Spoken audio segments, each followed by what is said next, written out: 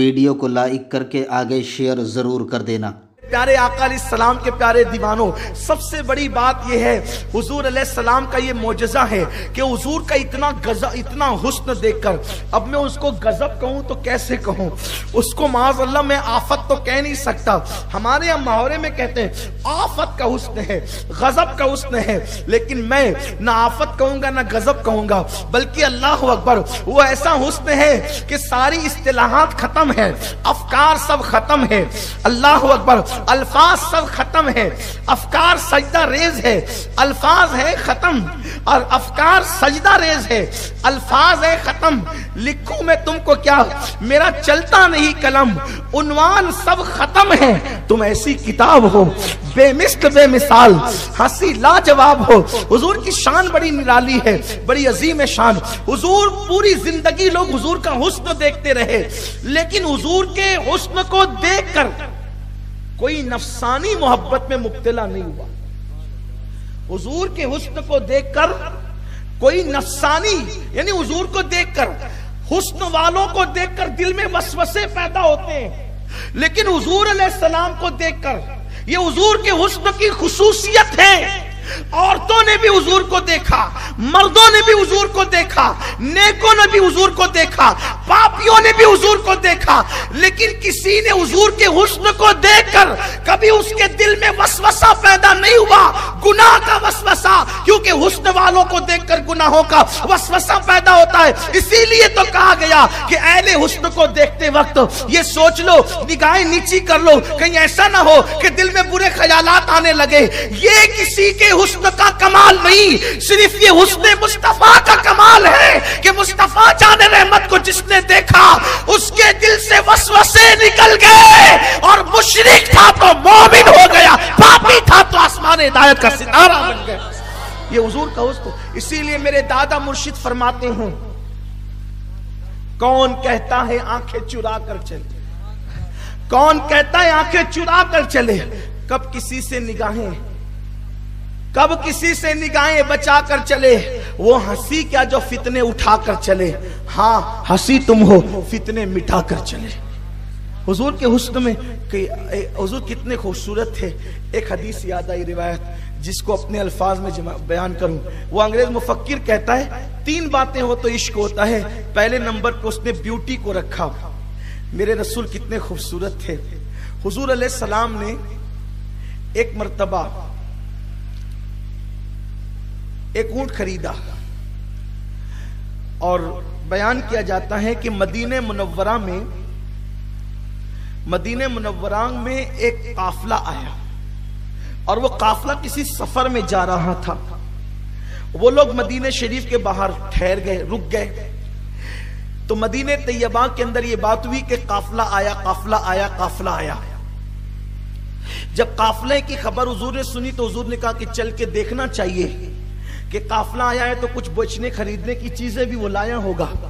اس دور میں جو وفود آتے تھے، قافلے آتے تھے، ان کا تجارت کا انداز یہ ہوتا تھا کہ وہ اپنے ملک کی چیزیں لا کر بیچتے تھے اور وہاں کے ملک کی چیزیں خرید لے جاتے تھے، اور ان کے ساتھ عورتیں بھی ہوتی تھی، مرد بھی ہوتے تھے، سب ہوتے تھے۔ تو حضور علیہ السلام اپنی چیزیں خریدنے کے لیے بازار میں خود جاتے تھے۔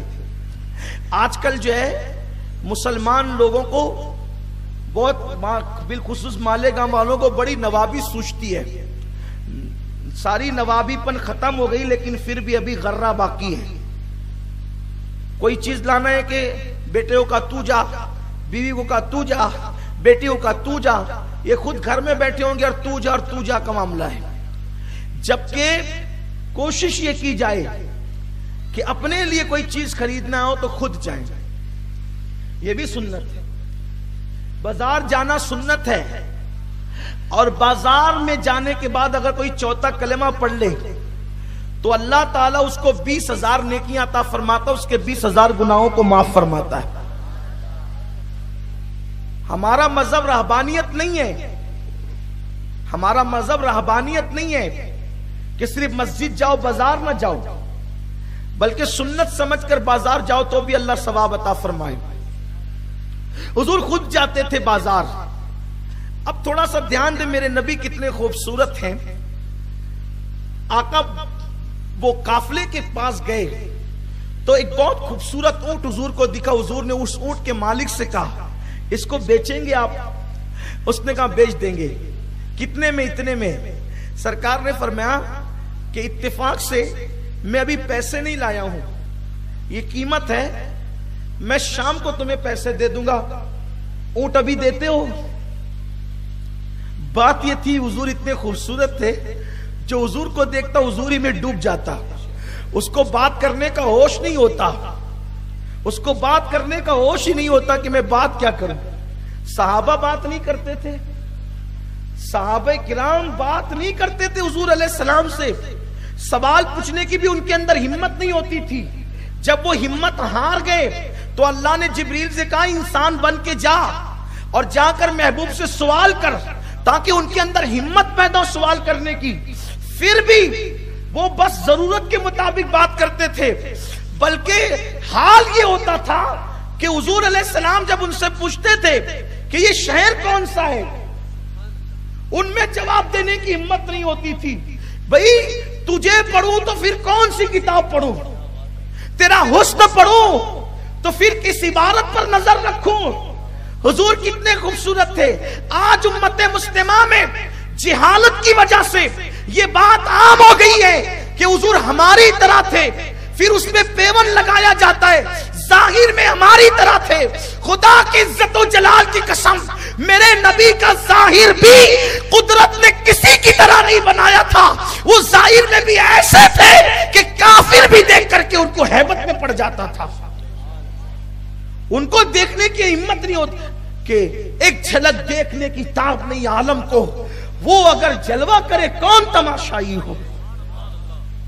सहाबे किराम, हुजूर ने हज्जतुल वदा के मौके पे पूछा, ये शहर कौन सा है?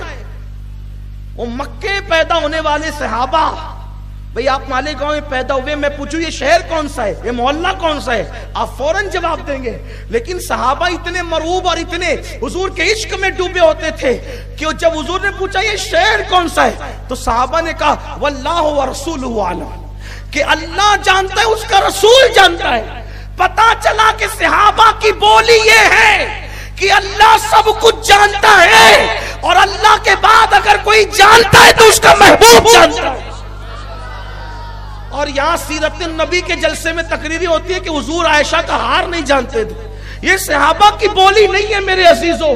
तुम तबाही के दहाने पर जो पहुंच रहे हो, रसूलुल्लाह की मारिफत से महरूम हो गए, इसीलिए तुम्हें नबी की शान नहीं पता। वो बोबड़ा भी कहता है कि नबी मेरी तरह, वो सेमड़ा भी कहता है नबी मेरी तरह, उसकी आंखों के अंदर कीचड़ है, वो भी कहता है नबी मेरी तरह। मैं गुस्से में नहीं कह रहा हूं, मेरे जज्बात है। अरे यहां बैठे हुए लोग हैं, मैं तुम्हारी तरह नहीं हूं, जाहिर में तुम मेरी तरह नहीं हो। मेरी आंखें तुम्हारी आंखें अलग है, मेरी आंखें तुम्हारी आंखें अलग है। वीडियो अगर अच्छा लगा हो तो लाइक करके आगे शेयर जरूर कर देना।